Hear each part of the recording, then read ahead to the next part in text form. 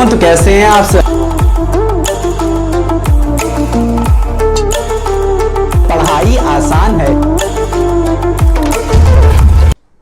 तो बच्चों अब हम लोग करेंगे स्टडी किसकी, एनर्जी बैंड की स्टडी करेंगे। बट बच्चों एनर्जी बैंड की स्टडी करने से पहले हम लोगों को एटॉमिक लेवल पे जाना पड़ेगा, एटम्स के बारे में थोड़ा बहुत पढ़ना पड़ेगा और फिर जाके क्रिस्टल के ऊपर आएंगे, तब अच्छे से फील होगी हम लोग को कि ये एक्चुअली में एनर्जी बैंड है क्या।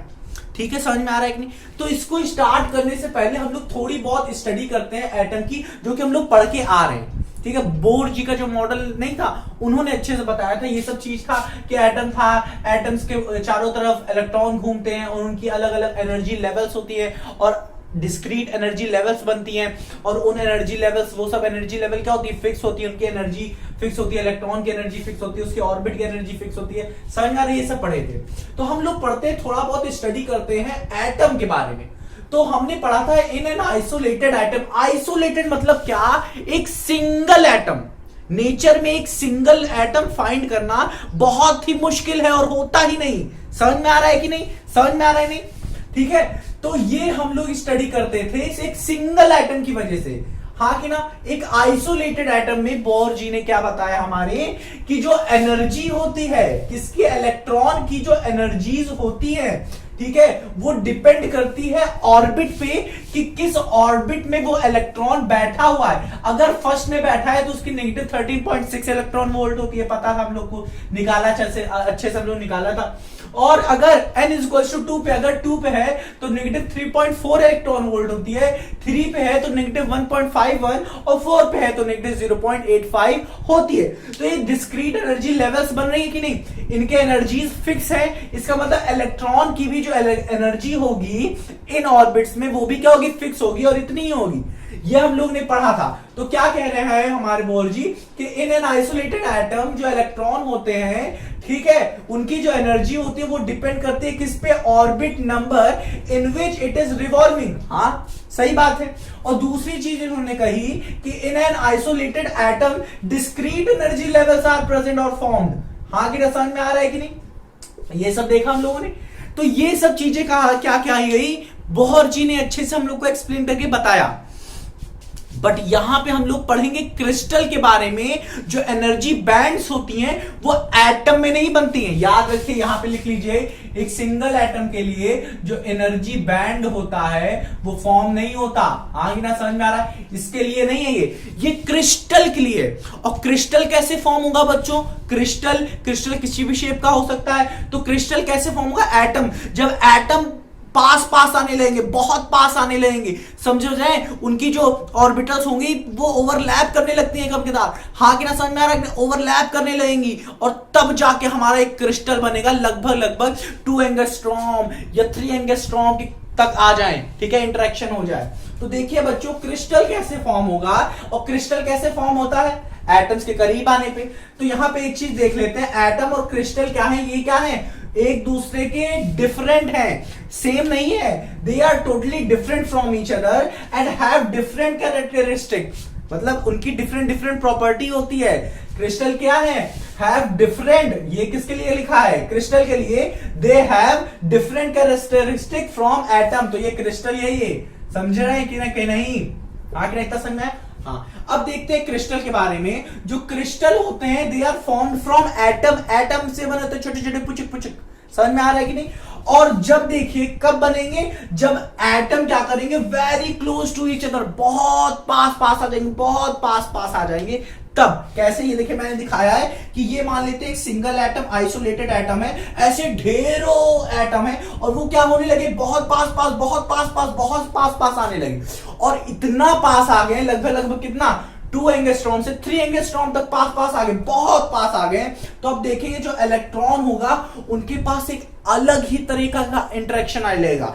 मतलब समझ रहे हैं कि जो इलेक्ट्रॉन कह रहे हैं कि जो एटम है, एटम के पास क्या होते हैं, इलेक्ट्रॉन होते हैं, रिवॉल्व करते हैं। तो इनके पास सिर्फ क्या होती है, कौन सी इंटरेक्शन होती है, कि जो पॉजिटिव चार्ज है वो नेगेटिव चार्ज को क्या करता है, खींचता है। हाँ कि ना, समझ में आ रहा है? तो ये वाली इंटरेक्शन ही होती है सिर्फ इनके पास। बट यहां पे क्या होता है, और एक हो सकता है ये वाला जो इलेक्ट्रॉन हो, ये इस पे क्या कर रहा हो, फोर्स लगा रहा हो, तो यही सिर्फ इंटरेक्शन होती है इनके पास, सिर्फ आइसोलेटेड, और कोई तो अगल बगल कुछ नहीं है। तो यही दो तरीके की होती है कि इलेक्ट्रॉन इलेक्ट्रॉन को रिपेल कर सकता है या फिर पॉजिटिव चार्ज कर सकता है, इलेक्ट्रॉन को खींच सकता है, यही होती है। बट बच्चों जब एटम एटम एटम ढेरों एटम हो जाते हैं तो क्या होगा, ऊपर भी एटम, नीचे भी एटम, दाएं भी एटम, बाएं भी एटम, जहां देखो इधर उधर हर जगह एटम ही एटम रहेंगे। तो बच्चों क्या करेगा कि ये मान लेते हैं ये है हमारा न्यूक्लियस और इसका कुछ, फिर बाद में ये है हमारा न्यूक्लियस, फिर इधर कुछ एटम, फिर ये है हमारा कुछ, फिर इधर कुछ एटम, फिर इधर इलेक्ट्रॉन, इधर इलेक्ट्रॉन, इधर इलेक्ट्रॉन, फिर ये कुछ एटम, फिर इधर इधर इधर इधर। तो मतलब देखिए बच्चों, यहां पे अगर मैं मानूं एक एटम है बीच में और इधर इसकी ऑर्बिटल्स है, तो देख रहे हैं कि इस इलेक्ट्रॉन को धक्का देने वाला ये पॉजिटिव चार्ज, इधर भी पॉजिटिव चार्ज को धक्का देने वाला। अब देखिए ये जो इलेक्ट्रॉन है हमारा, इलेक्ट्रॉन पे कौन कौन से फोर्सेस लगेंगी, इस पॉजिटिव चार्ज की वजह से, जो कि चारों तरफ एटम है, इसकी वजह से भी लगेगा, इसकी वजह, इस एटम की भी वजह से लगेगा इस पे, इस एटम की भी वजह से लगेगा, इस एटम की भी वजह से लगेगा, इन इलेक्ट्रॉन की भी वजह से लगेंगे, कि मतलब खींचे जा रहे, कोई खींच रहा है, कोई धक्का दे रहा है। तो ऐसे बहुत सारा भीड़ में जैसे नहीं होता है, कोई धक्का दे रहा है तो कोई खींच रहा है, कोई इधर उधर इधर, तो ऐसे न्यू तरीके की इंटरेक्शन इनमें आनी शुरू हो जाएगी, समझ। पर सिंगल एटम के लिए एक ही एटम, उसके चारों ओर कोई एटम नहीं है, तो उसके लिए तो सिर्फ इलेक्ट्रॉन लगा सकता है या तो न्यूक्लियस लगा सकता है, हाँ कि ना। तो फॉर क्या, तो ये हम लोग क्रिस्टल क्या करेंगे, एक तरीके की, ये जो यहां पे आ रहा है वो क्या है, क्रिस्टल है। तो यहां पे जो क्रिस्टल है प्यारे बच्चों, उनमें जो इलेक्ट्रॉन्स है उनको क्या होगा, उनके पास एक नई तरीके का क्या होगा, एक अलग तरीके का एक्सपीरियंस होगा, क्या, एक न्यू तरीके का इंटरेक्शन एक्सपीरियंस होगा, हाँ कि ना। क्यों, क्योंकि इनके चारों तरफ क्या है, ढेरों क्या है, एटम्स है, समझ में आ रहा है। अब वही इंटरेक्शन किन की वजह से होता है, किन की वजह से, due to the electrons of neighbouring atom, हाँ कि ना। ये जो यहां पे मान लेते हैं ये कोई हमारा एटम था, उसके चारों तरफ इलेक्ट्रॉन था, हाँ कि ना। अब ये जो इस इलेक्ट्रॉन पे मान लेते हैं कौन इंटरेक्शन करेगा, इनके नेबरिंग, हाँ कि ना, एटम्स के इलेक्ट्रॉन, ये इलेक्ट्रॉन हो गया, ये एटम का इलेक्ट्रॉन हो गया, ये एटम का इलेक्ट्रॉन हो गया, हाँ कि ना, इस एटम का इलेक्ट्रॉन हो गया। तो ये सब क्या है, नेबरिंग एटम करेंगे। ड्यू टू, ये इंटरेक्शन किसकी वजह से होगा, जो न्यू एक एटम के ऊपर जो इंटरेक्शन आएगा उस इलेक्ट्रॉन के ऊपर, वो किसकी वजह से आ सकता है, due two electrons of neighbouring atom, जो उनके चारों तरफ है, समझ में आया। या तो due to the nucleus of neighbouring atom, हाँ कि ना, एटम का ये चाहे ये न्यूक्लियस होगा, हाँ कि ना, हाँ क्या, नेबरिंग एटम के क्या न्यूक्लियस कर सकते हैं या तो इलेक्ट्रॉन कर सकते हैं, समझ में आया, नेबर नेबर, समझ में आएगी नहीं। अब देखिए बच्चों, कहा जाता है ये भी कि ये इतने पास आ जाते हैं, इतने पास आ जाते हैं कि इनके जो क्या होते हैं, इनकी जो चारों तरफ की ऑर्बिटल्स होती हैं भाई साहब, वो भी ओवरलैप करने लगती है।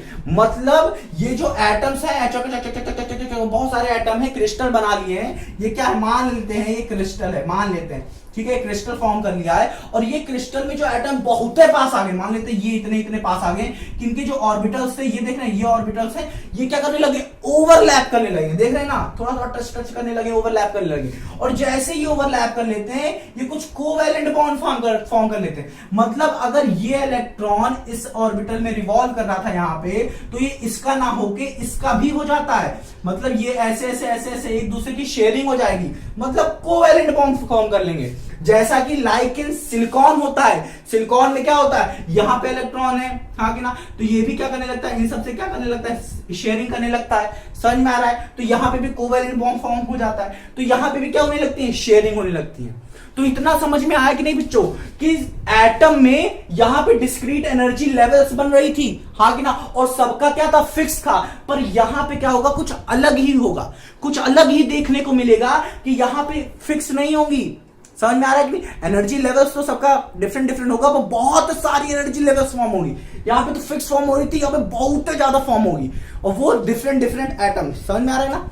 अच्छे से इसको पढ़ेंगे, तो पहले तो आप इसको लिख लीजिए और थोड़ी देर के लिए समझने की कोशिश करिए क्या क्या मैंने बताया, इसे अच्छे से नोट करिए।